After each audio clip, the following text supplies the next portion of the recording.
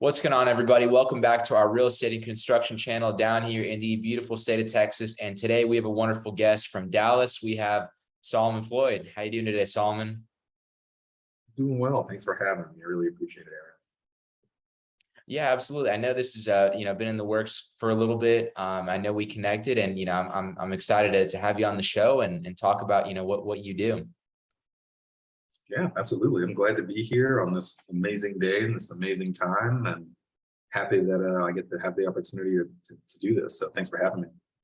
Yeah, I don't know how the weather was in Dallas, but at least today, in Houston, when you wake up, it almost, I don't know, it kind of felt like California weather, a little bit cool. The sun's out, sunny 75. Yeah, that's exactly what it felt like this morning. I have enjoyed the cooler weather. It's the thing about Texas, though, it'll be here for that much time, and then either it's really hot or really cold. So we're catching a good wave right now. I'm excited about it.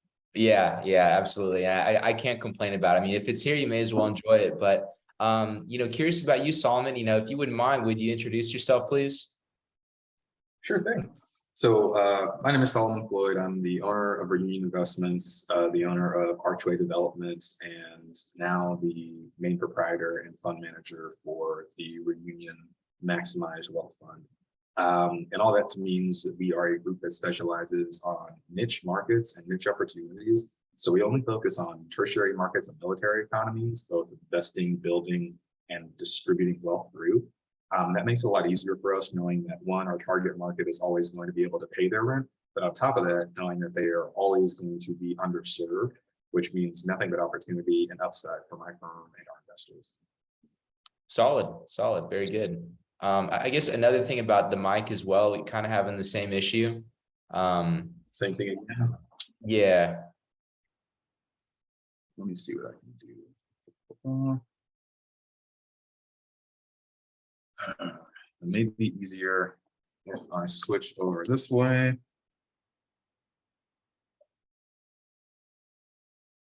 You'll have to let me know if you can hear me.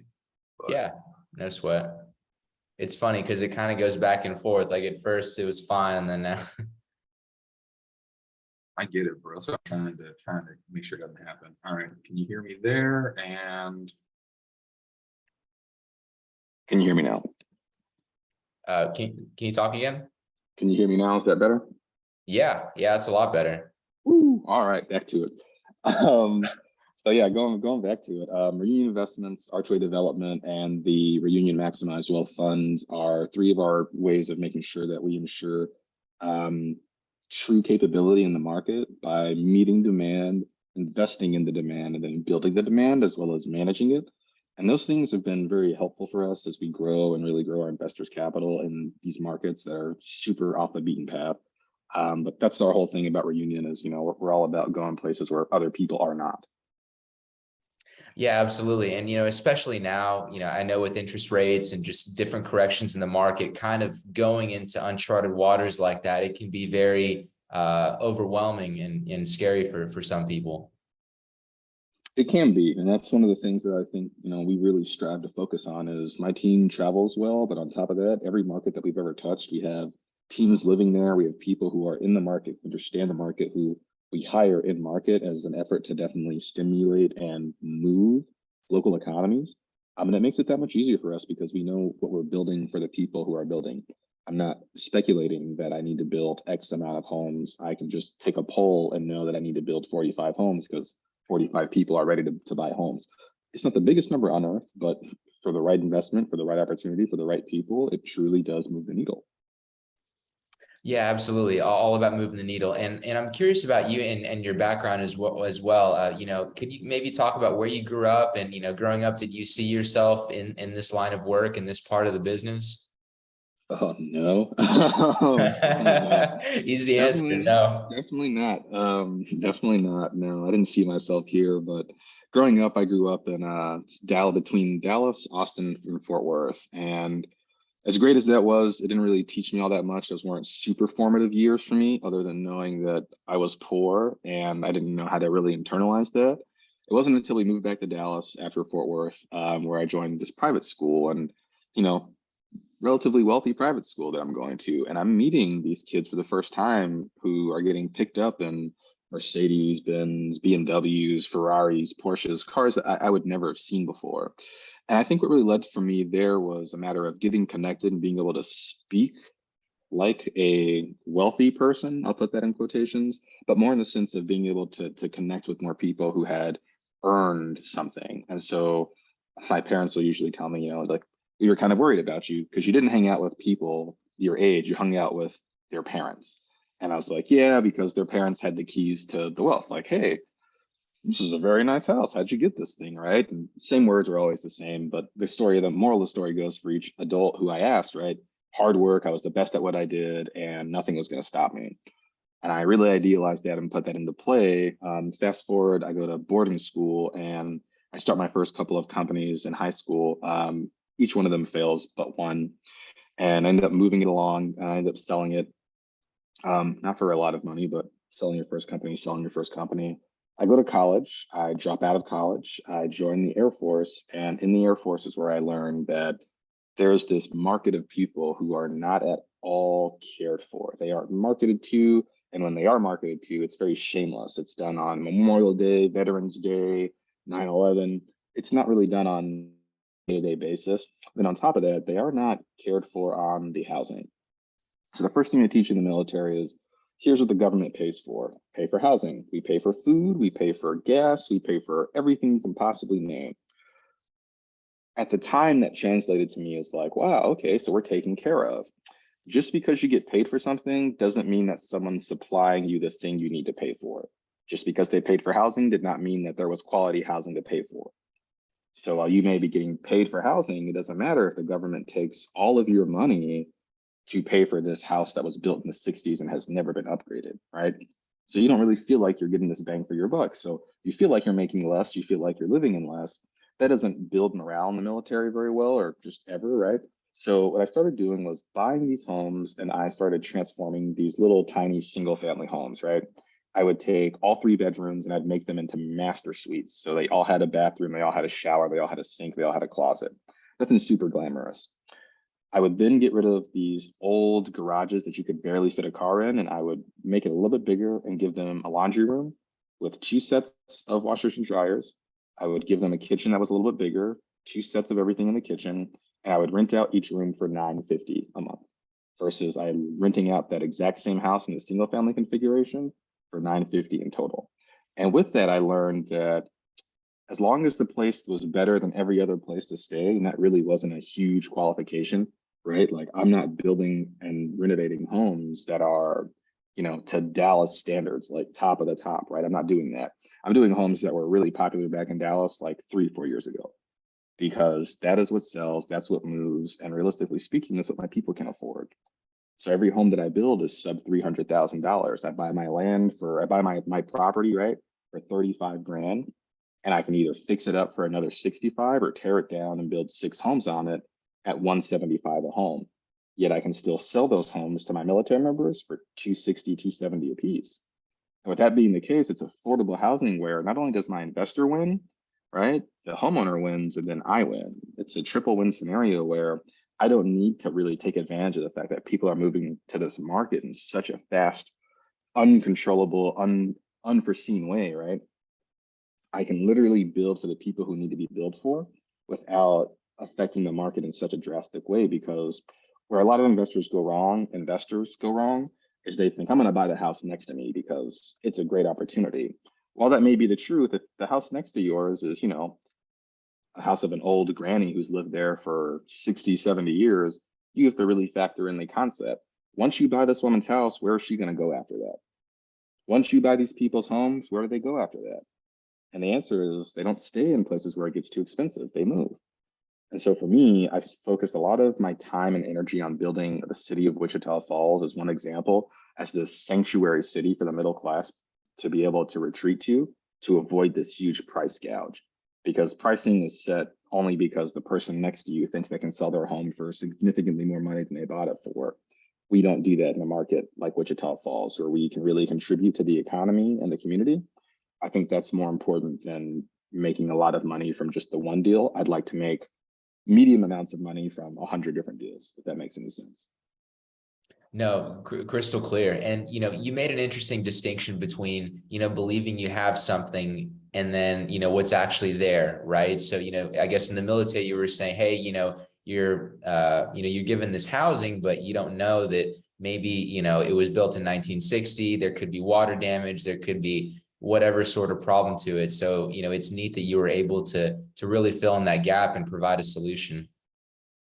And that's some of the things I like. And we didn't stop at single family housing. What we ended up doing was thinking to ourselves, well, we got this concentration of people who get paid every single month here, right? And yet they still drive to Dallas and Oklahoma City on their free time. So what we started doing was polling our tenants and saying, hey, where are you guys going when you drive to Dallas? This was a couple of years ago before gas got really expensive. And what we ended up doing was bringing those attractions that they really liked in Dallas right to them, either through a different tenant or a different lease or starting the concept ourselves. A lot of it was based on once gas goes above a certain price, they won't drive 2.5 hours one way because it's 5 hours there and back, right? So 5 hours there and back for me, that's $120 worth of gas, right? And that's a lot of gas money to go drive to Dallas, get messed up, have a great time, but I'm going to spend more money than I could have just spent at home. Well, the benefit of my market is we bought our bar for 150 grand. A bar bigger than the truck yard in Dallas, Texas for 150K. Good luck trying to buy the truck yard for $150,000 today, right? Because the pricing has gone up exponentially. It's an institution.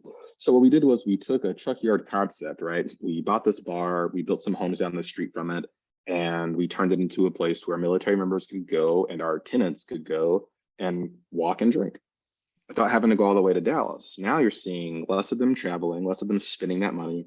And instead of spending that $120 in gas, right? Just in gas, now they're spending it in my bar that they can walk to. So they're saving money, spending less of their own money and saving it for what happens next after they're done with whatever base they're at. So if they're in Wichita and I know they're going to leave in 9 months, I can tentatively say, hey, in 9 months, I need to make sure I have another tenant. I can kind of start planning for that, which means the same tenant that I had, I don't want to say they're going to be the exact same person who moves in, but they'll be very similar. And what that similarity means, my marketing will be the same, my marketing will be different. But the only thing I have going for me over anything else in that market is I'm the only person building the homes that I'm building. And with that comes a lot of responsibility to build the homes correctly, to build the homes at the right price and to sell them at the right price. And then on top of that, building the community around them. And now that I've built this community around these people where they can, shop, they can get their coffee, they can go grab a drink, they can go get their groceries, they can drop their kids off at a program or something, right? Those are things that really go beyond real estate investing, because real estate investing is not just investing in a house, it is investing in the community.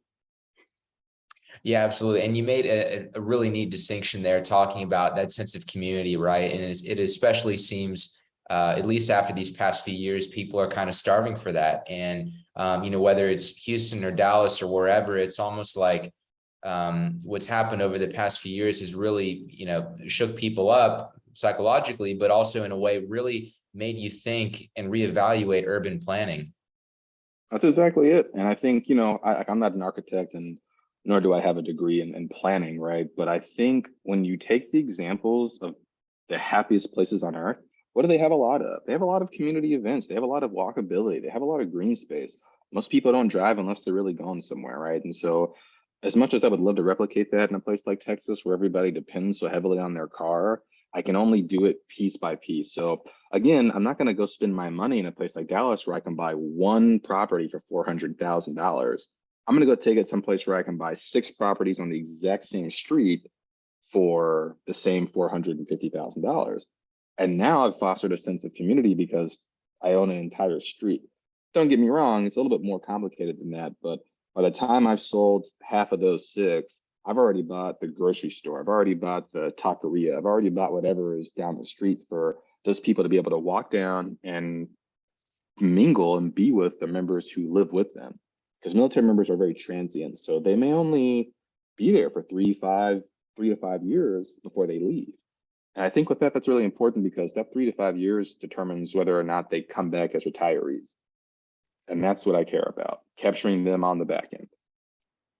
Yeah, and it's interesting that you said that as well. As for me, I grew up in Corpus Christi, and I wouldn't call it a military town, but one thing about Corpus Christi is that's where they have a naval flight school.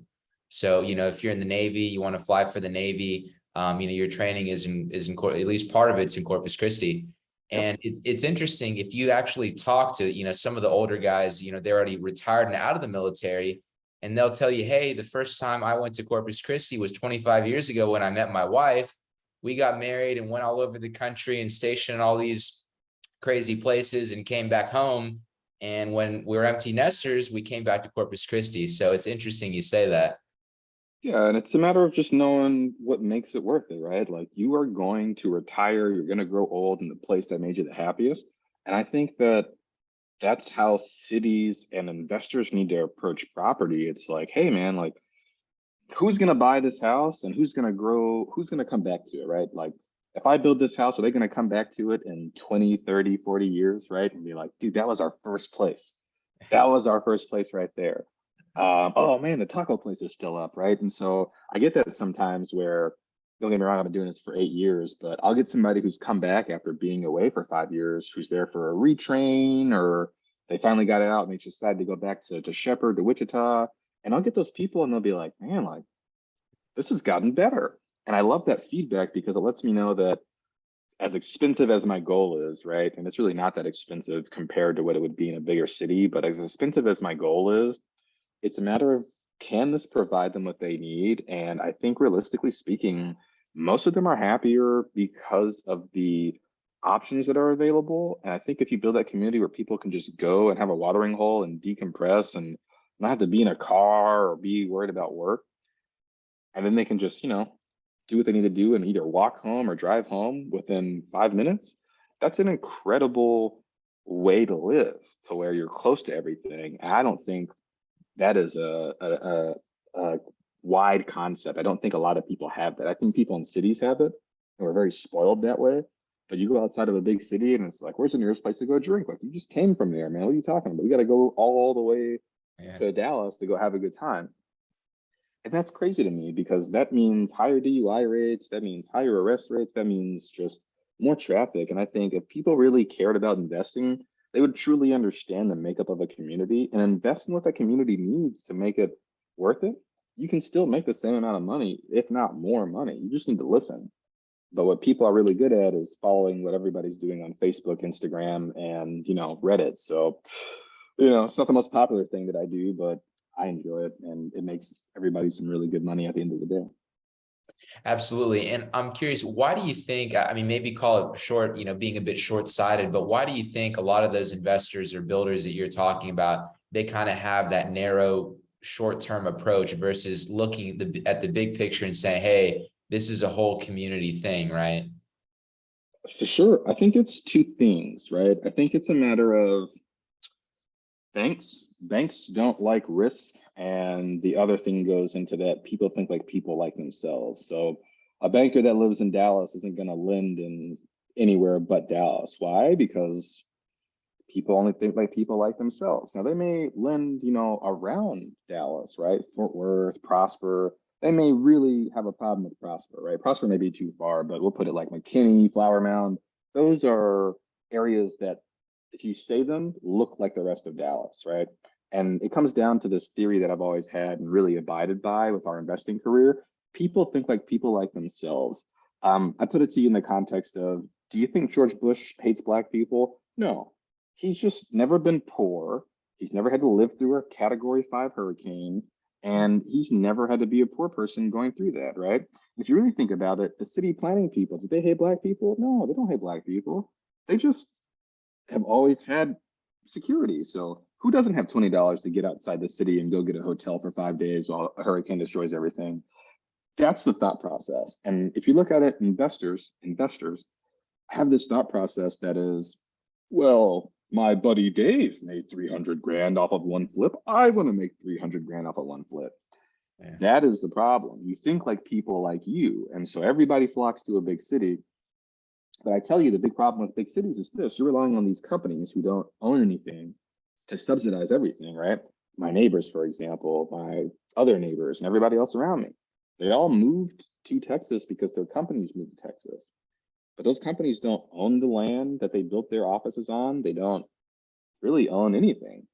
Those companies could just cut the umbilical cord today and be like, we're moving to Toronto, peace, later, right? And all these people are without a job. You think they're all going to pay their rent? No. All right. But that doesn't matter because most people work for a company in this country. Only 1% of our country serves in the military. So if you think about that, 1% of our country serves in the military. You realize that roughly 65 cents of every dollar you spend goes towards the military. It goes towards the military. It goes towards military contractors. It goes towards military pay. It goes towards the bullets. It goes to the fucking tanks. It goes towards everything, right? Those are the things that people generally don't think about because you'd have no clue unless you really knew this information. Once I joined the military, it was opened up for me like, oh man, you guys just have an unlimited pocketbook. And no one is catering to that. Everybody wants to go chase Tesla and Salesforce. I don't understand it. Because if Elon Musk automates 80% of Tesla's workflow with robots, then those people are all gone. The military can't automate people like that. And during times of recession, you see more people join the military versus getting debt to go to college because guess what? You join the military, free college. Now, the military has some things to solve on its own. Definitely, I think the biggest one being its morale problem. But with that, I'm not seeing a slowdown in people joining. We're not seeing a slowdown in how things are moving. I think about it this way. Tesla built a factory and Raytheon built a factory. Raytheon does more in sales than Tesla does. And if you really think about that and put that into perspective, why is no one building factories near the Raytheon facilities? Now, why is no one building homes near the Raytheon facilities? Because no one knows. No one has any clue about that. And if you only know what's being pushed in front of you, which again, most people think very much in front of them, not around them, that is where you really run into problems where we have this issue where everybody's like, oh man, the housing rate is just crazy, right? It's not crazy. You just have 38 people trying to sell their home the same way that they saw Joe Schmo on Instagram sell their home the same way. Yeah. You know, not rocket science, but if you want to wait 60, 70 days to sell your home, then invest in Dallas. If you want to sell your home in 15 to 25 days outside of Dallas, way outside of the big market, way outside of Houston, because there are more people that live outside of cities than in cities. And a lot of people who invest do not understand that.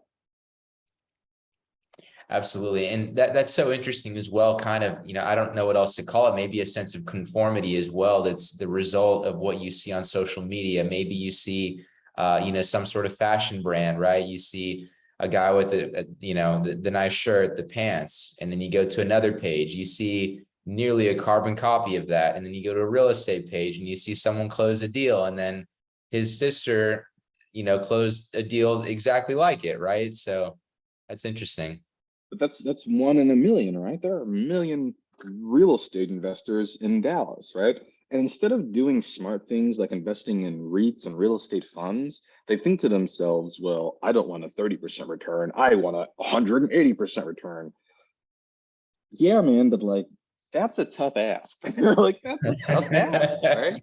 That can't be the easiest thing in the world. So why not invest with professionals who are developing communities instead of trying to do this thing on your own where you may be doing more damage to a community than you could ever imagine? I live in an area that used to be majority Hispanic and Black people. Now it's white people. I got no problem with white people. All I'm getting at is the culture's changed. So where have all these people gone once all these homes went up, right? Right? If you really think about that, where have they gone? They've moved to places where it's cheaper. Well, I live off of 75 and basically the edge of Highland Park. So nowhere near me. I guarantee that for a fact. Because there's no more homes that look like that around here.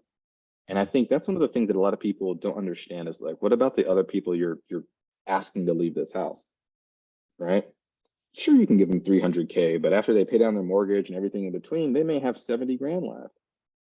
What does 70 grand buy you in Dallas? Zero. You can't buy a house at $70,000. You buy the same house you just sold. Mhm. And that's where you run into problems. Versus for me, in my market, that same exact house, instead of 350 grand, right, is $35,000. I'll take a $35,000 house over a $350,000 house any day of the week. Because at least I know I can fix up the $35,000 house. And even if the market crashes, am I going to be upset about 35 grand versus 350 grand? Which one are you going to be more upset about? Yeah. Right. Yep. And that's it to a T, man. And so that's why I like and I love what we do, because some people would say it's short-sighted, right, to never invest in a big primary market. All we're doing is building ourselves up to the point where you have to realize each one of these military bases has over $1 billion in output. That money goes to the same things you and I spend money on, right? Gas, groceries, alcohol, and whatever else we could possibly spend our money on. Axe throwing, top golf, you name it, whatever you can spend your money on is the same thing they spend their money on. The only very big difference is, as long as you and the company you pay for pay your taxes, their money is unlimited. Yours is not. Absolutely. And, it's such a neat business model to think about too, is, it's funny we're talking about this. What was it? Maybe about 2 years ago, I met up with a friend who owns some property in Killeen, so north of Austin. And, I knew a little, I guess, Killeen was just kind of a place where you just drive through it on the way to Dallas, at least for me as a kid. Right. Yeah. But when I got there, I was looking around and I thought, man, there's a lot of old rundown properties, why? And you have all these military guys and gals coming in. They're obviously needing a place to live.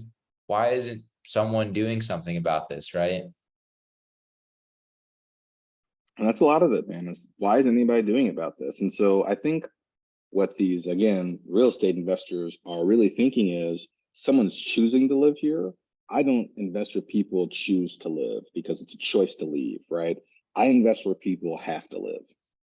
In the military, you have to live at minimum 45 minutes away from your duty station. If you're 2.5 hours away, then I'm going to build there. Yeah. Because you have to live there. You have to, by law. It's either live there or you go to prison. Those are the only things. Those are the only rules. Yeah, I actually didn't know that. That's interesting. I actually know someone who lived in North Austin and he elected to commute every single day, roughly about 45 minutes up to Killeen, because that was his definition of a quality house. I want quality. I live in North Austin. Killeen doesn't have it. Doesn't have it. And so I think instead of focusing on bringing quality to a mixed area, and don't get me wrong, I see the value of a place like Dallas, like Austin, like Houston, right? This mixed diversity, this safety, but it's only safety from the perspective of the person who lives there, who lives in a city similar to, right? I view it as a safety similar to what I grew up in. If my mom would have had a house that was underneath $300,000, man, our entire life would have been different. The ability for her to grow equity and have equity and really push that somewhere, but we're not seeing that. Since the 60s, we've seen an increase in housing, but not an increase in wage. And I think if that's the case, we should really be building for those who are not getting the increase in wage, because that is where I think we're really going to run into problems. And most investors will be like, well, that's why I'm building apartments, blah, blah, blah, whatever it is. But you look at apartment rent, it's gone up substantially in the last, 5 months? It's gone up purely because that's what everybody else is paying, right? You're seeing far less Section 8 housing, and even the Section 8 housing that's out here is just deplorable. So I think there is an issue with the way that people are viewing other people. I think if you view them as people who need to thrive and grow in their communities, then you're going to have a much better tenant. You are always going to have a much better tenant. Why? I could never, ever imagine most of my guys saying, you know what, I'm not going to pay the bills. They don't get that option. They really don't. I would just call their base commander and be like, hey, your troop's not paying his rent. Make him pay up. You can't not pay your bills in the military. It's illegal. Versus going after, I don't know, some analyst at some bank that works at some place. Like, that's fine, but that's one person who works at a firm, and you can basically say that there are 30 other people like him. So you're going to go for 30. But if you go for the military members, you go for the protected class of people, man, oh man, are you just looking at something amazing where they have the ability to pay and they do have subsidies, but ultimately they just don't have anybody building for them. Everybody wants to build, right? B plus, and even C, the classes of property, don't even get me started. It's a whole thing. You got to build for everybody. You can't just build for the people who are just like you. You just can't do that anymore. Yeah, no doubt. And, without you maybe getting too into the weeds on it here about the different classes here, what's kind of the issue with the classes of properties you're talking about? I don't see it as an issue, right? So depending on what you're doing, everybody in Dallas is building an A or B, right? So I use Dallas as a benchmark. That's just where I live. But you think about it in the sense of anybody who builds anything outside of that, you see a lot more C to B plus properties. And I think the class concept of it is fine for banks and underwriting, but the moment you kind of get it out there, people would much rather switch to BTR than build a Class C property. And a Class C is, I guess the overall real technical determination of that is what, lacking amenities and parking. I feel like it's not the hardest thing in the world to build. You don't need to build it in the middle of Dallas because, let's face it, you can't afford to keep the people who need to live there. They can't afford it because you have to pay too much because you want to be in the center of Dallas. You could build it, I don't know, you could build it anywhere as long as people could commute. But then it's on the city at that point to invest in the commuting infrastructure. And that's another big portion of it, to where, yeah, I can build a C-class property, but it's only a C because the city's not helping me maintain what a B would be, right? A B-class property is close to a metro area, has suitable transportation around it, tons of parking, the pool, right? Whole 9 yards. An A property is top-notch. Everything that I just mentioned to the stars. But you get into the C and D class properties, so now you're having a hard time financing a new build of that. And I don't think that that's the way that things should be measured, because once you get into that tonology and you keep that there and that mindset of like A, B, C, and D, sure, but people can only afford to live in so much, and I wouldn't classify their income based off of the class of property. And that's been the big mix up for a lot of people recently. Oh, I'm going to build a D property because that's the tenant I'm building for. Yes, but no. Yes, but no. Right? Like, should always shoot for a B, no matter the tenant class. Because if you pick the right market and you pick the right group of people who need you to build for them, they will come to you. But you have to ask them. That's number one. You got to figure out what they need. They need a safe place to live. They don't need 2 bedrooms. They need 3 bedrooms on average. They need 1,650 square feet on average. They need parking for 2 to 3 cars, right? That group of people who you're catering to need specifics. And if you don't listen to them, then you're just going to build some random thing. And don't be surprised when it gets filled with, undesirable tenants because, well, I built a D property thinking that's what they were going to do. Just because they don't make all the money in the world does not mean they need to be classified as a B, C, or D tenant. I don't think that should be a thing. Yeah, absolutely. And again, it's kind of about knowing your audience in a way, right? I mean, you were in the military firsthand, so you knew exactly what the Air Force was like and what their training schedule was like because you were in it, right? I was in it, right? And so I knew what the bare minimum was. And my thought was, if I build way above the bare minimum, they won't be able to afford it. But if I build right in the middle, right? I'm talking, not economy class, but economy plus, right? So the ability to have a smart home features, the ability to, have a big space and a lofted space where you can live, the ability to have your own room, your own bathroom, your own shower. Those are the important things. And I don't think that needs to be classed. I think that just needs to be identified as the model that it is. And my model for that time frame when I started this was room for rent. That then changed into BTR, built to rent. And the built to rent space is something amazing because I could do the exact same thing. I can now build 3 master bedrooms and rent them all out piece by piece, or I can build 2 master bedrooms and 1 office with a closet, right? One bedroom with nothing else, and still be able to house 3 people in one place. And that's a matter of choice for them if they want to do that. Some people may come in and be like, perfect, I've got a teenager, my teenager gets their own bathroom, and I've got an office space that I get to have, right? However they see that, that is what I listen to, and that's what I built for. Because it's not about what I want. I don't care. I don't care. I don't want to build what I want to build. I'm not going to force this on these people. I want to build what you want. And if you don't want it, I'm not going to build it. Mm. If you don't want it, I'm not going to build it. If you want it, perfect, perfect. I'll go build that for you at the price you can afford. Yeah, absolutely. And that's a great thing to think about. Obviously, I mean, it is about the numbers, but at the end of the day, it's about, can I create a product that someone is going to like and benefit from having, right? Yeah, that's it. And that's like, who needs to benefit from it more than anybody? The people who you're not building homes for, right? All the homes on my block are $400,000 plus, but it's only because they bought the lot for $350K. So they have to add that extra, $115,000 profit. They have to. There's no other way to do it at that point. Yet I can just take it a few hours outside, a few minutes outside, 30 minutes, 60 minutes, whatever it is, build the exact same home for less money. And I'm only doing that because I'm not in the center of value. And the way I've always described this is value is personal, worth is actual. It's a real tangible thing.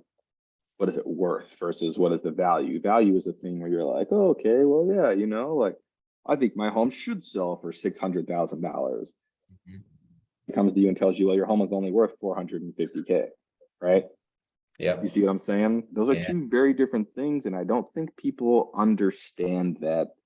And I don't think it's been a thing that's been taught by all these gurus and real estate people and real estate schools and coaches, because that would open up the facade that real estate really is purely about speculation. And you're going to see a lot of people lose this year and next year because they speculated versus actually knowing the worth. And if they don't adjust and build what people really need, they're going to be screwed. But most of these people are going to have this structured concept of, well, my property's here, but the market's here. I don't think they're going to be able to see it that way. People who are, in a sense, poor who are poor don't see the market that way. They see, what can I afford that allows me to live and pay my other bills? If I can only pay $850, I'm only paying $850. But if I have to commute 2 hours to work, then it doesn't work at that point, right? So you have to figure out a way to be able to meet the demand as it's needed by the people who need it the most. And I'm not saying I've solved that problem at all. I'm just saying that is what I see the biggest issue being in the future of real estate for these big markets versus those of us who are already in these smaller markets catering to that group. We won't really see it as a problem. Kind of like, all right, been there, done that. So I think you're going to see that big shift in this market as things really progress and kind of shift over from super high to kind of being super conservative.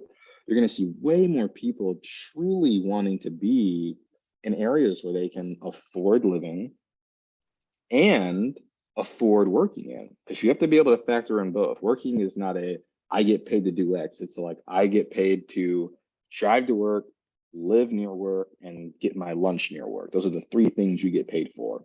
Everything else after that is your own income at that point. Mm-hmm. And that's why most people have side hustles. Yeah, no, it's I'm smiling because it's so true, right? I mean, people it's maybe the younger generation gets ragged on a little bit for that, wanting that hyper convenience, but in a sense, there's a reasoning behind why people want that convenience to cut costs, right? That's it. And I understand it. I get it, right? My landlord, I rent, right? My landlord, he works, he's got 2 other jobs. Why? Because you can only count on a company to subsidize you so much. They're not going to give you everything. It doesn't work that way. And if they do give you everything and they leave, you are effed in the B. Mm-hmm. You truly have to depend on yourself. And I think as long as real estate investors understand that, hey, as long as I own real estate, I'll be fine. I don't think it's as long as I own real estate, I'm fine. I think it's as long as I'm invested in real estate that I'm fine. I think that's where you got to find your funds, your REITs. You got to find a professional who knows what they're doing in a market outside of where you live. I'm not saying that's a must have, but I do think if you want to go the way with an investment company, find somebody who's doing well outside of your market, because then you can trust them to do well anywhere. It doesn't need to just be on like, oh, well, you know, this big company's moving here, I'm going to invest with those guys, because it's going to affect every single person who invests in that company the same way. The moment that company cuts ties with that city, you're done. You are done. And you're not done in a negative sense, but your investors are going to panic because they have no clue. You didn't teach them that, right? I think if you can truly find a partner who's like, hey, got this market far outside of everything, that's well protected, that's safe, and these people need us, you're going to see way more people flock to that if you can invent more systems like that.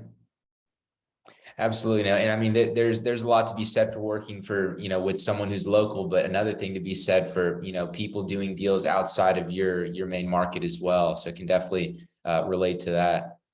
For sure. I'm not saying don't do markets in your own, no. I'm not saying don't do deals in your own market. What I'm really getting at is just hedge yourself. Prepare yourself for something to happen so that way you can operate in the market that you like. Most of my investors, they invest in my markets, but I'm never going to stop them from going outside.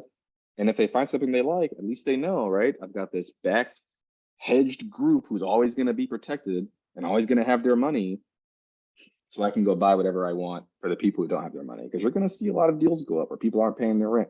You're going to see that a lot coming up. You're going to see a little bit more discounts. You're going to see a lot more people trying to get out of things quicker. You're going to see the price come down because I got to get out of this quick. I don't want to be in this if I don't have to be in this.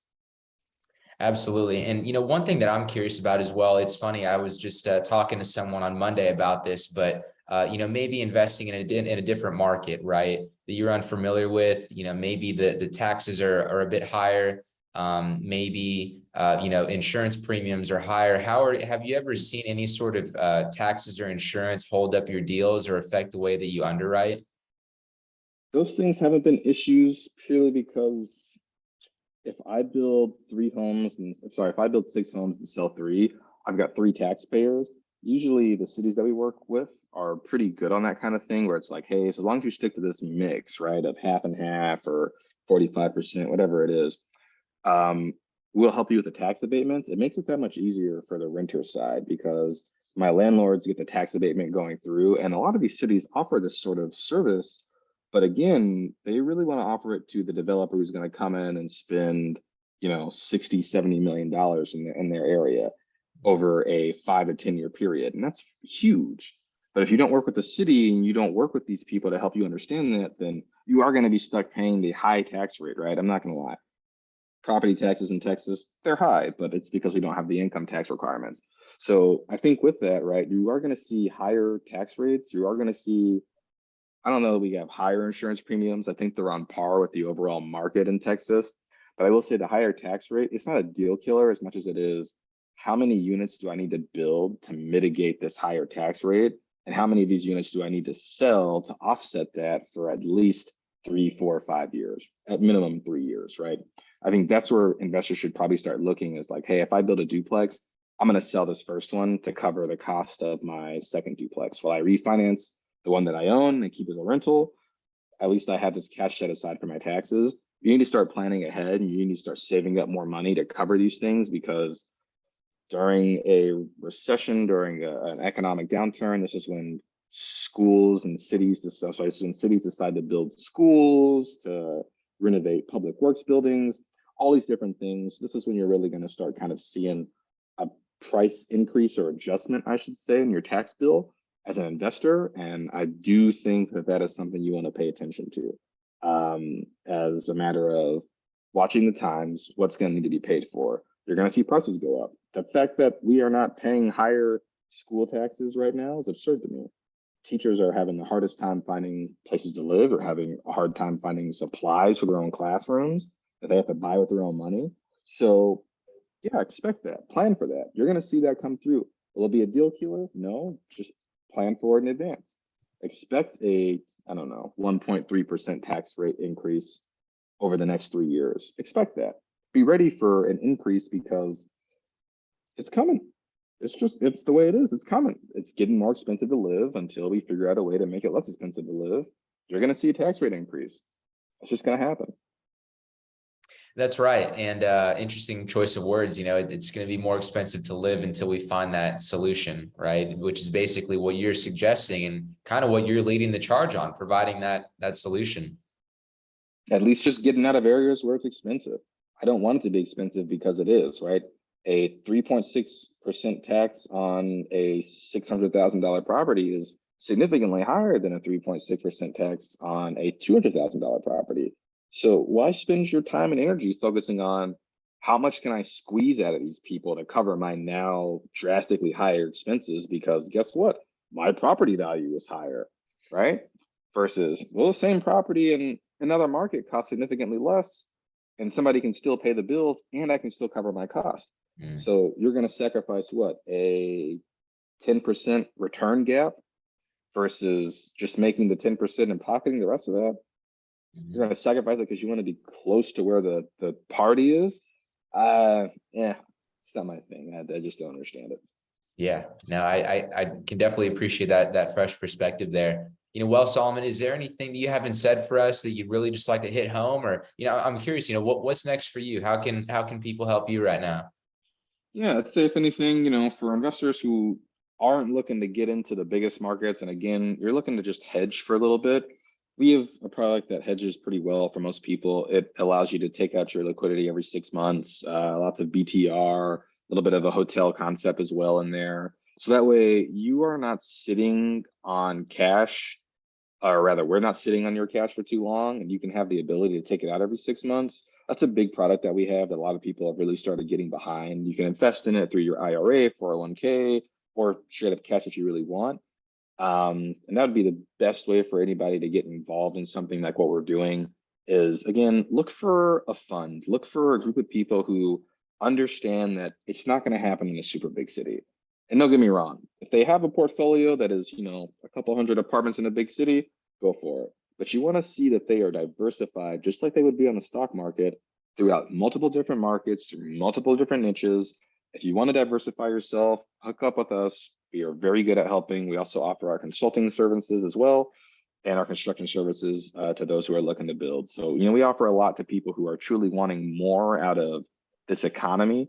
And so far, we've navigated it pretty well.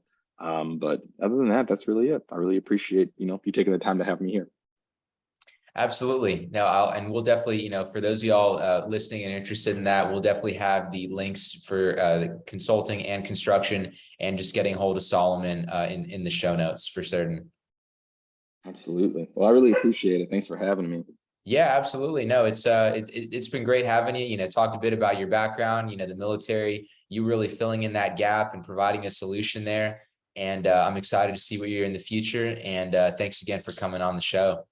Sure thing. My last piece of advice to you who become real estate investors, developers, and everything else in between, you will probably start going bald on the top of your head within your 3rd or 4th year. It's not the biggest deal. It will grow back. But just don't freak out too hard when it happens, because you'll be super stressed out sometimes. But that's the only advice I can give. That's the one that I've seen transfer to most people, or like somebody calls me, you're like, you don't losing my hair. I'm like, you too? Oh man, all right. So it's like a thing. It's like a thing. All right. I guess that's why you got to connect with like-minded people so you can mitigate the hair loss, right? I'm telling you, man. So you can just bounce off the ideas, and you bounce off the ideas, you grow your hair back. You get his ideas, you grow your hair back. Something like that. We'll figure it out. We'll figure it out. Hey, it's a win-win. Well, Solomon, thank you again for coming on the show, and have a good one. Absolutely. Thank you so very much for having me.